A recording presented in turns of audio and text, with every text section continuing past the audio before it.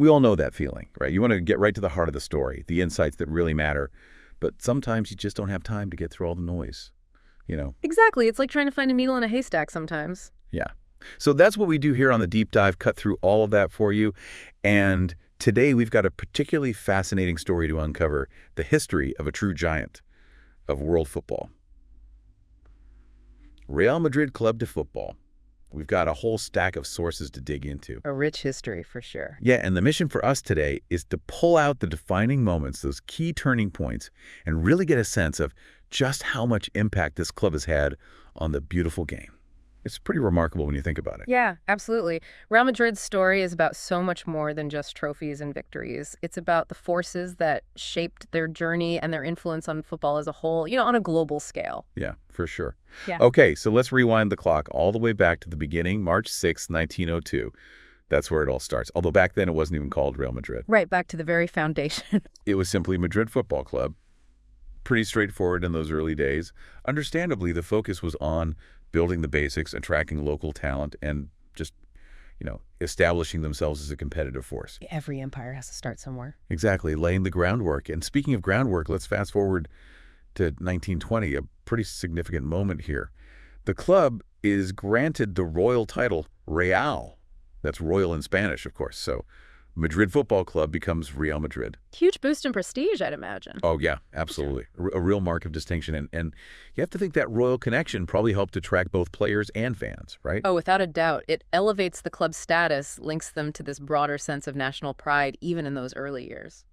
Makes you wonder what the story would have been like without that royal seal of approval. But anyway, back then the competition was mainly regional leagues against other teams in and around Madrid. So it's interesting to think about how these local rivalries, those were the proving grounds for what would eventually become this global phenomenon. Yeah, that local intensity, those battles for bragging rights, they can really forge a team's character.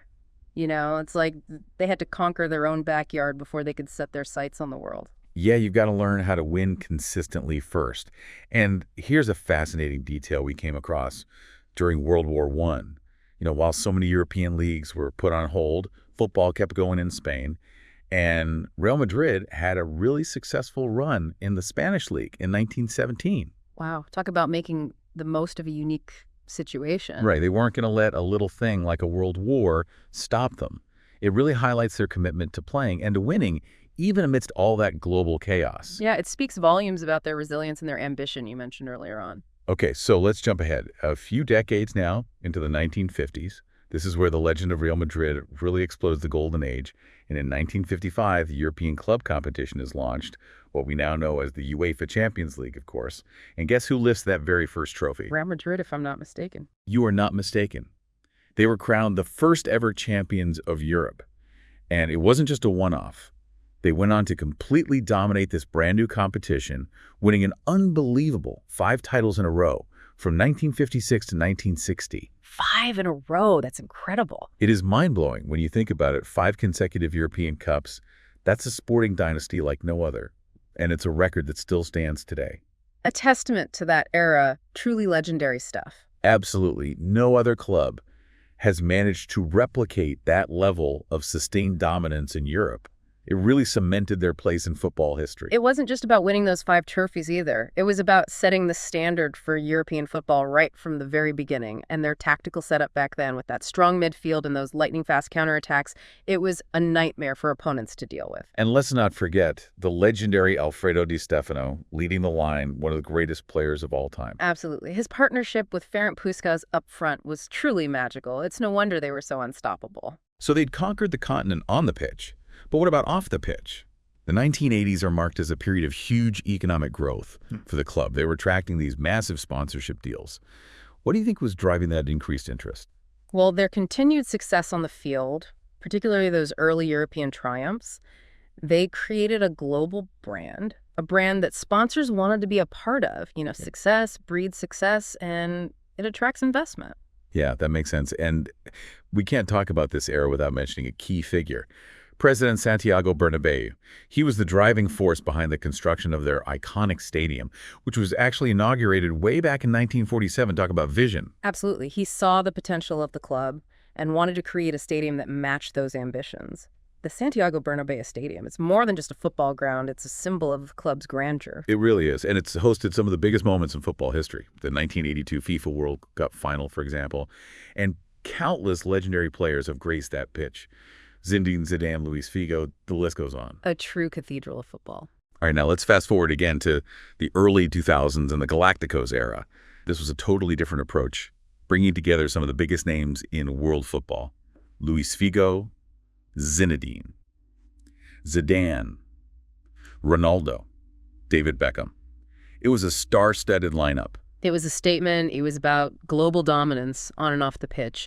It was about attracting the best players in the world and using that star power to expand the Real Madrid brand globally. It definitely had a huge impact, and financially speaking, it was a game changer in 2002. Real Madrid became the first football club to earn over 100 million euros per year, just from TV rights. That's an incredible figure for that time. Unprecedented. It really set a new benchmark for the business side of football. Right. It showed what was possible when you combine sporting success with savvy marketing and global appeal. Yeah, it was a real turning point. And of course, we can't talk about Real Madrid without talking about El Clásico. Yeah. Their legendary rivalry with FC Barcelona, arguably the most famous and intense derby in the world. More than just a football match, though, wouldn't you say?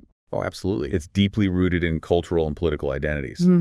FC Barcelona, often seen as representing Catalan pride and their desire for independence, while Real Madrid, historically associated with the Spanish state, it adds this whole other layer of meaning to those encounters. It's almost like a microcosm of Spain's history playing out on the football pitch, full of passion and drama. Yeah, it's something else. Okay, bringing things up to date. Yeah. Real Madrid achieved something pretty special. In 2017, they won their 12th Champions League title. But what's even more impressive is that they became the first club to successfully defend the title in the modern Champions League era. Back-to-back champions. That's a real testament to their consistency and their ability to stay at the top in the modern game, which is incredibly competitive. And it shows just how good they are at adapting and evolving. They've gone from a local Madrid club to a global footballing empire, constantly finding new ways to win and stay ahead of the game. It's an incredible journey over a century of history, ambition, and a relentless pursuit of excellence. That's what defines Real Madrid.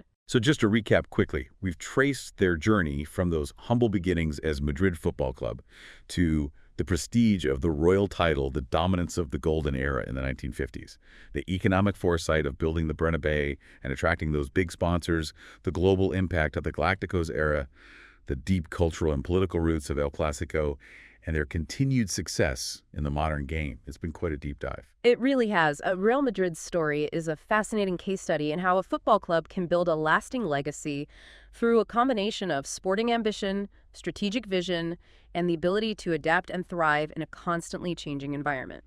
And as we wrap up this deep dive, here's a final thought for you to consider. Real Madrid have shown this amazing ability to adapt and reinvent themselves throughout their history. But what challenges might this global footballing giant face in the future as they try to maintain their dominance, and how will they adapt to overcome them? Something to ponder for sure. It'll be interesting to see how their story continues to unfold. It certainly will. And on that note, we'll leave you to ponder that until our next deep dive together. Until next time. See you then.